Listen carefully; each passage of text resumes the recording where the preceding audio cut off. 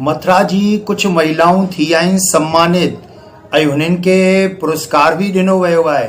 मथुरा जी लाड़ी लुहाणा सिंधी महिला मंडल जे पारां हिकु प्रतियोगिता आयोजित कई वई हुई चेटीमानी जे अवसर ते ऐं हिन ते सभिनि खे पंहिंजे पंहिंजे घरनि में सुठी तरीक़े सां चेटीमानी जे उपलक्ष्य में जेका पंहिंजा व्यंजन तयारु थींदा आहिनि, जेको पंहिंजो खाधो तयारु थींदो आहे, उन सभिनि जो प्रदर्शन करणो हो ऐं हुन जी वीडियो ऐं फोटो ठाहे करे हू मोकिलणी हुई ऐं हुन ई आधार ते हुननि जा विजेता घोषित करणा हुआ। जय झूलेलाल, जय शीतला माता। तव्हां सभिनि खे चेटीमानी जी लख लख करोड़ करोड़ वाधाई हुजनि। असांखे इलाही ख़ुशी आहे कि असांजी माताऊं भेनरूं हिते सुठी तादाद में असांखे मैसेज मोकिलिया, असां उन्हनि में पार्टिसिपेट करो पिया। असांजो तव्हां हौसलो वधायो आहे। असां बसि हिकिड़ो ई चाहियूं था कि असांजा जेके ॿार असांजा रीति रिवाज विसरी विया आहिनि उन्हनि खे यादि रखनि, असांजे चेटीमानियुनि जा असांजे त्योहारनि जे महत्वनि खे सम्झूं। असां हिन लाइ हिन प्रतियोगिता खे रखियो आहे। त हिन प्रतियोगिता में पूरे शहर जी घणी महिलाउनि उत्साह ॾेखारियो ऐं हुननि मां जेकी चुनिजी करी आयूं हुननि खे लाड़ी लुहाणा सिंधी महिला मंडल सम्मानित कयो। सॼी ॻाल्हि लाइ तव्हां जुड़ियल रहियो मूंसां गॾु, ठहियल रहियो मूंसां गॾु ऐं ॾिसंदा रहियो किशोर स्वर्ण इसरानी सां गॾु सिंधी नॉलेज।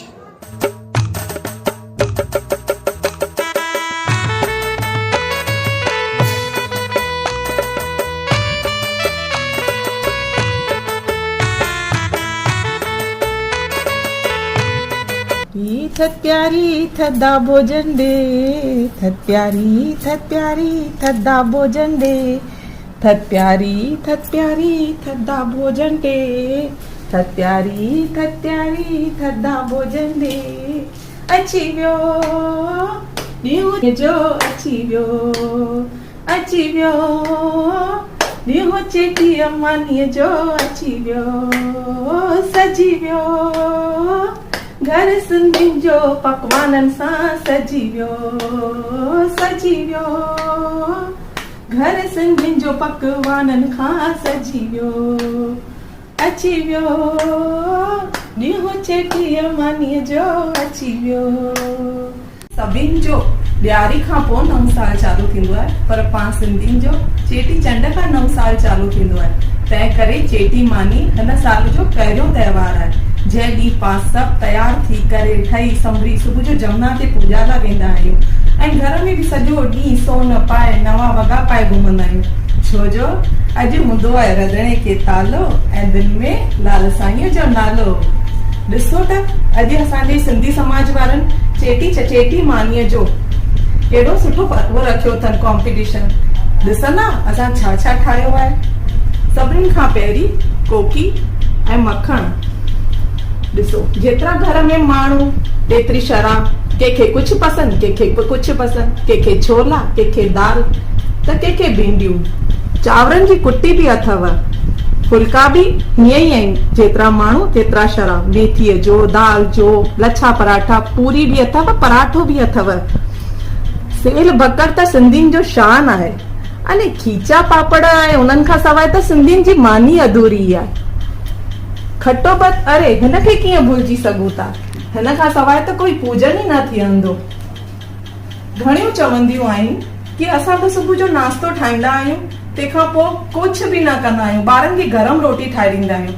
अहिड़ो न करो, ॿारनि खे जे अंदरां खां संस्कृति न कढो। सिंधी सेखारियो, सिंधी ॻाल्हाइण सेखारियो, सिंधी संस्कृति सेखारियो ऐं ॿारनि लाइ ॿारनि जी आइटम ठाहियो। तंहिंजे करे असां ॿारनि लाइ अलॻि ई ठाहियो आहे। ॾिसो सैंडविच, दही वड़ा, पापड़ी चाट, भेल पूड़ी, जाम ब्रेड, चटनी ब्रेड, मखाना भुंजल, पानी पूरी, हेड़ी सभु आइटमूं ठाहींदा त ॿार छो न खाईंदा, सॼो ॾींहुं थधो खाईंदा। मुंहिंजी तव्हां सभिनि खां अपील आहे, ॿारनि खे घर में सिंधी ॻाल्हाइण सेखारियो। जय झूलेलाल।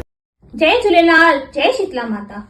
सिंधी संस्कृति ऐं सिंधी त्योहारनि जे प्रति उत्साह वधाइण लाइ सिंधी ॿोली, सिंधी पहनावो ऐं सिंधी त्योहारनि जे प्रति नई पीढ़ी जो घटि थींदड़ रुझान ॾिसी लाड़ी लुहाणा सिंधी महिला मंडल मथुरा नई पीढ़ी खे सिंधी त्योहारनि प्रति जागृत करण लाइ हिकु ऑनलाइन चेटीमानी प्रतियोगिता जो आयोजन कयो, जंहिं में महिलाउनि खे हुननि जेके बि थधे में व्यंजन ठाहिया हुजनि ऐं शीतला माता जी पूजा अर्चना सां गॾु पंहिंजी फोटो ऐं वीडियो ग्रुप में ठाहिणा हुआ, जंहिं लाइ हिकु व्हाट्सएप ग्रुप ठाहियो वियो, जंहिंमें हर वर्ग जी नंढियुनि वॾियुनि हर वर्ग जी महिलाउनि ॾाढे ई उत्साह सां भाग वरितो। सभिनी जो एॾो उत्साह ॾिसी निर्णायक मंडल बि मुंझी पियो कि कंहिंखे इनाम ॾिजे ऐं कंहिंखे न ॾिजे। ॾाढे ई मंथन खां पोइ निर्णायक मंडल में शामिल मिसराणी राजकुमारी शर्मा, श्रीमती भारती केवलानी, श्रीमती मनीषा अंडानी ऐं श्रीमती तनुजा मनसुखानी ऐं श्रीमती कोमल नाथानी जिन विजेता घोषित कया, जंहिंमें पहिरें नंबर ते कविता मंगलानी, ॿिए नंबर ते दिव्या देशवानी, टे नंबर ते वंशिका खत्री, चौथे नंबर ते कीर्ति खत्री, पंजे नंबर ते अरुणा डावरा ऐं सभिनी खां वरिष्ठ प्रतिभागी लता लखवानी जिन खे विशेष सम्मान ऐं भगवानी चंदानी जिन खे लकी विजेता घोषित कयो। सभिनी विजेताउनि खे स्मृति चिन्ह ऐं सर्टिफिकेट ऐं सभिनी प्रतिभागियुनि खे ऑनलाइन सर्टिफिकेट ॾेई सम्मानित कयो वियो। असां लाड़ी लुहाणा सिंधी महिला मंडल सभिनी सिंधियुनि भाउरनि भेनरनि सां हथ जोड़े निमाणे वेनती था करियूं, पंहिंजी मिठड़ी सिंधी भाषा ऐं सिंधी त्योहारनि खे न भुलिजो, बल्कि सिंधी त्योहारनि खे वॾे ई जोर शोर सां मल्हायो, ताकि पंहिंजी अचण वारी नई पीढ़ी सिंधी रीति रिवाज सिखी सघे ऐं पाण उन्हनि खे सेखारे करे सिंधियत कायम रखी सघूं। जय झूलेलाल।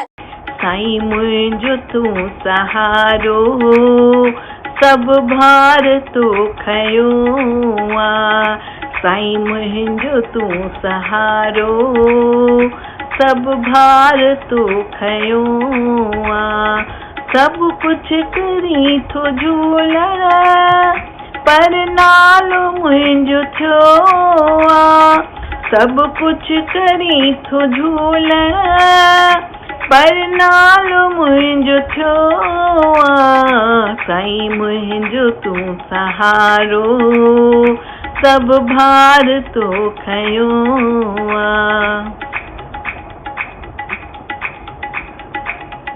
मुंहिंजे जीवन जी कश्ती तो ही पार लॻाई, मुंहिंजे जीवन जी कश्ती तो ही पार लॻाई, तो ही ॾिनो सहारो, तू ही थे सदा सहाई, तुझी मेहर सां ही दूल्ह ही कमाल थी रहियो आ, तुझी मेहर सां ही दूल्ह ही कमाल थी रहियो आ, सब कुछ करी थो साईं, पर नालो मुंहिंजो थियो आ, साईं मुंहिंजो तूं सहारो, सब भार तो खयो आ।